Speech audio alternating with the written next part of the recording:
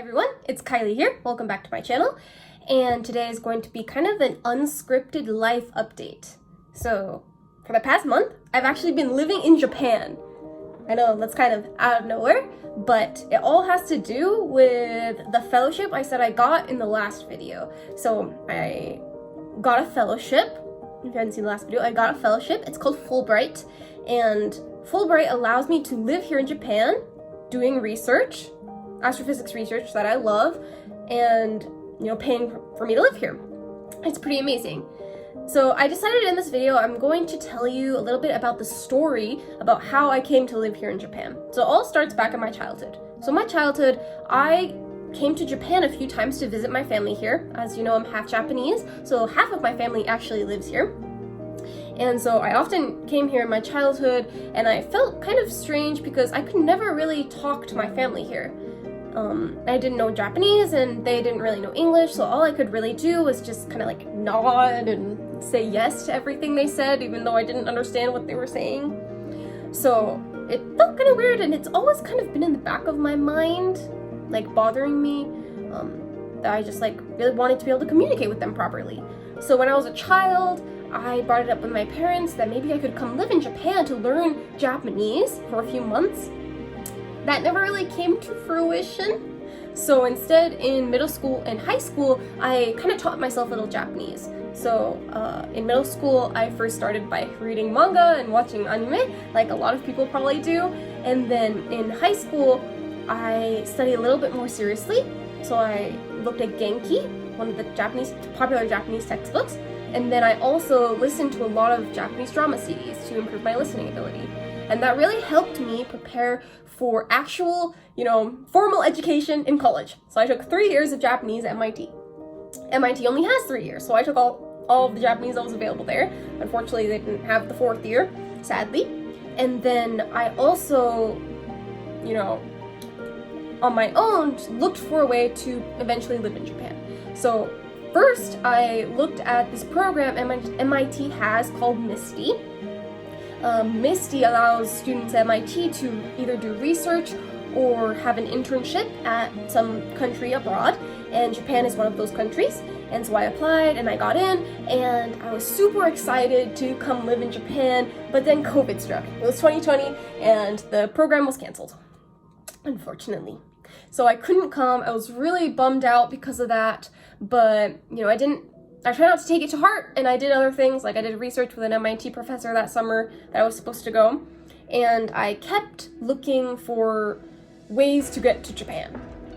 So one way I had kind of seen, potentially, was Fulbright. So I'd seen some upperclassmen who I was friends with get this Fulbright fellowship and go to different countries. They were not Japan, but I was wondering if Japan could be a possible country for Fulbright.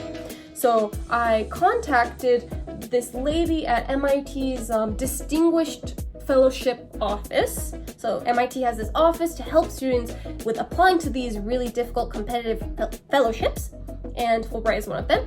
So I contacted her, and she did tell me that Japan was possible, except it might be more difficult. And the reason why it was difficult, and that probably I didn't see people applying to Japan from MIT, was that the Japan program specifically really prioritizes applicants who emphasize the Japan-US relationship. So that means a lot more humanities people, like people who are working in politics or literature, these kinds of things. And so I felt like I would have to work extra hard to get in and somehow argue that my astrophysics research was promoting this Japan-US relationship. So I won't go really into the details of the application. I might do that in a later video, but it was just more difficult for me probably than it was for some other humanities person. But, in the end, I got in. Yay. So I worked really hard on that, and I got in, and now I'm here in Japan as a result of that. I'm really, really happy actually with this Fulbright fellowship because in a way, it's the culmination of two really important aspects of my life. So first, there's this half Japanese part of me that's always, since childhood, wanted to learn Japanese and then come and communicate with my family here in Japan like I've never been able to. And then there's the part of me that's truly passionate about astrophysics and wants to do astrophysics research for a living. And I'm able to combine these two aspects in Fulbright.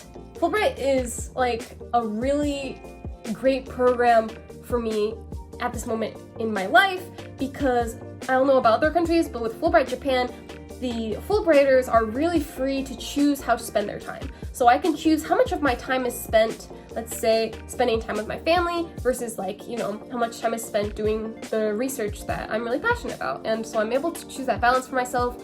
And so it kind of results in a really satisfying lifestyle for me right now. And so I will be in Japan for the next 10 months doing this. And I'm really excited to see kind of like what's ahead for that. And then after the 10 months, I will be starting my PhD at University of Maryland. So right now, this is the next chapter of my life in Japan, and then the following chapter will be in Maryland. But yeah, it's been pretty insane, like living here in Japan. It's quite a different culture here than in America. There's a lot of like paperwork that needs to be done, a lot of procedures that need to be done. Japan has a lot of red tape, so to speak.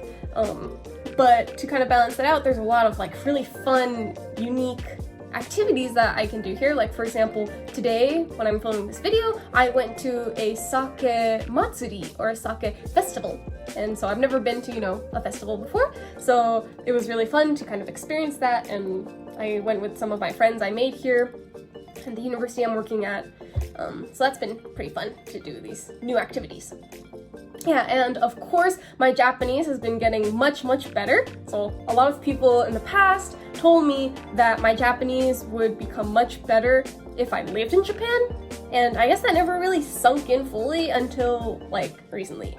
So I really realized that like being fully immersed in the language and talking to people who are fluent obviously in the language all the time really gets you exposed to that, and that really boosts your language ability really fast. Like a lot of the like really daily phrases that they use, the daily words, they don't really teach you in Japanese classes or in the textbooks. And so you can only really pick those up if you like talk and hear those phrases all the time, which only happens when you like live in the country. So that's been pretty amazing to really experience.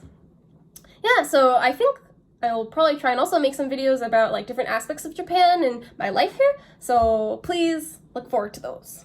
Yes. Well, thanks for watching, and I hope I'll see you in another video. Bye bye!